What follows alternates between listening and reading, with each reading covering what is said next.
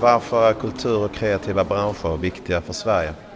Därför att det handlar om att tillvarata de styrkor som Sverige har som en ledande industrination, men också som ett levande kulturland.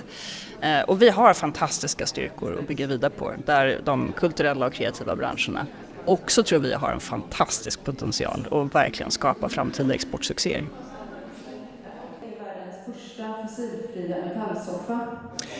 De kreative og kulturelle brancher er vigtige for Sverige som et shit i samhällsudviklingen for at udvikle de livsmiljøer, som er vigtige for os alle, både socialt, integration og sættet vi lever på överhuvudtaget. Men det er også et aspekt af at skabe vækst for Sverige.